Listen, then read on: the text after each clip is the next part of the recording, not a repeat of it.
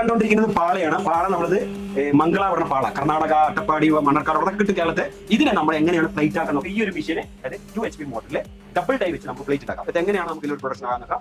ഞാൻ ഓൺ ആക്കിയിട്ട് ഹീറ്റർ നല്ല 80 ഷീറ്റ് ആക്കിയിട്ട് 25 ലിറ്ററിന്റെ ഓയിൽ ടാങ്കാണ് ഈ മെഷീൻ. ഇതിൽ നമുക്ക് കൃത്യമായിട്ട് ഈ പ്ലേറ്റിനെ ഇങ്ങനെ ക്ലിയർ ആയി വെച്ച് കഴുകിയതിന് ശേഷം ഒരു 1/4 മണിക്കൂർ വെള്ളം നനയാൻ വേണ്ടി വെക്കുക. അടിച്ചു. അപ്പൊ പ്ലേറ്റ് കൃത്യമായി കട്ട് ചെയ്തു.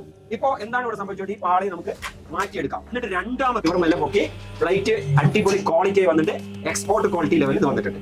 ഈ പ്ലേറ്റ് നമുക്ക് ക്ലിയർ ആയിട്ട് ഇതുപോലെ ഇല, പാള, അതുപോലെ വാഴയില പ്ലേറ്റും നമുക്ക് ഇതിൽ ഇതേ തന്നെ ചെയ്യാം. റെഡി. അപ്പൊ ഇത് ഇല നമ്മുടെ കയ്യിലുണ്ട്, അട്ടക്കടലാസ് റെഡി. ഇത് രണ്ടും കൂടി ഞാൻ സെന്റർ ചെയ്തിട്ട് ഇതിലോട്ട് വെക്കുന്നുണ്ട്.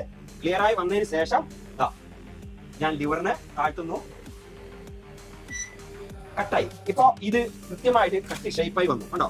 ഇനി യെസ്, പ്ലേറ്റ് ക്വാളിറ്റി പ്ലേറ്റ്.